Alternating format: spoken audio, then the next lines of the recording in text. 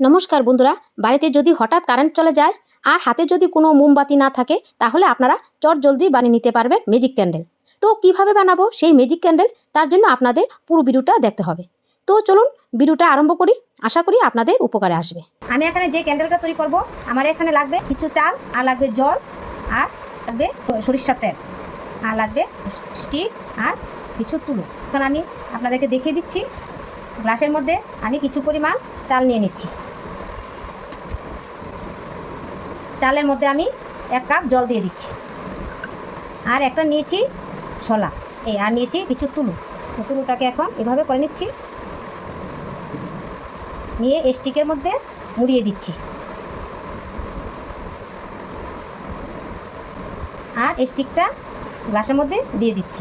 আর এখানে দিয়ে দিচ্ছি সরিষার তেল। সরিষার তেলটা এমনভাবে দিতে হবে যেন তুলোটা সুন্দর করে ভিজে যায়। তুলোটা গায়ে যেন সরিষার তেল মিশে।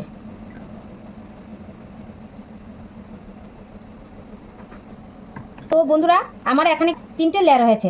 নিচে হয়েছে চাল, এরপর হলো জল, এরপর হলো তেল। তো আপনারা কিন্তু এখানে চালের বদলে বালি দিয়েও ব্যবহার করতে পারেন। তো এখন আমি জ্বালিয়ে দিচ্ছি। তো দেখুন বন্ধুরা, আপনারা কিন্তু এভাবে ঘন্টার পর ঘন্টা জ্বালিয়ে রাখতে পারবেন, অন্ধকার ঘর আলো হয়ে যাবে। তো বন্ধুরা, আমি এখন লাইটটা অফ করে আপনাদেরকে দেখিয়ে দিচ্ছি। দেখুন কি সুন্দরভাবে ক্যান্ডেলটা জ্বলছে। তো বন্ধুরা, যেহেতু এর ভেতরে ঝাঁটার কাঠি দেওয়া আছে সেহেতু তুলোটা ধাউ ধাউ করে জ্বলবে না। এটা এইভাবে ঘন্টার পর ঘন্টা জ্বলবে, আর আপনারা দেখতেই পাচ্ছেন এই আলোটা কতটাই উজ্জ্বল। চলুন পরের টিকটা দেখে নেওয়া যাক। তো কাচের পাত্রে আমরা অনেকেই গরম জল বা গরম কিছু জিনিস ঢেলে থাকি, কিন্তু গরমের উষ্ণতা বেশি হলে কাচের বাসনটা ফেটে যাওয়ার ভয় থাকে। আজকে একটা ছোট্ট ট্রিকের মাধ্যমে আপনাদেরকে দেখাবো, এই কাচের পাত্রের মধ্যে আপনারা যত খুশি গরম জল বা গরম জাতীয় জিনিস রাখুন না কেন, তারপরেও কিন্তু বাসনটা ফাটবে না। এর জন্য লাগবে একটা চামচ। এই চামচটাকে যে পাত্রের মধ্যে আপনারা গরম জল রাখবেন সেই পাত্রের মধ্যেই রেখে দেবেন।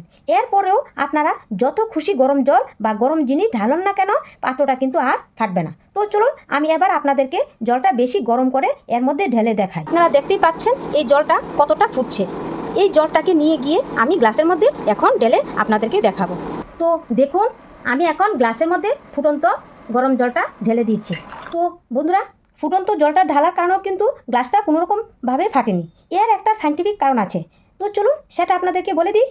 এই জলে বেশিরভাগ টেম্পারেচারটা এই ধাতব চামচটা টেনে নিয়েছে, সেই কারণে এই গ্লাসটা ফাটেনি। তো দারুণ না এই ট্রিকটা? তো বন্ধুরা, এই দুটো ট্রিকের মধ্যে কোন ট্রিকটি আপনাদের কাছে ভালো লেগেছে তা কিন্তু অবশ্যই আমাকে কমেন্টের মাধ্যমে জানাবেন। জানালে আমি কিন্তু খুব খুশি হব। আর যারা আমার চ্যানেলটাকে সাবস্ক্রাইব করেননি তারা অবশ্যই সাবস্ক্রাইব করে দেবেন। আবার দেখা হচ্ছে নেক্সট ভিডিওতে। ততক্ষণের জন্য বাই।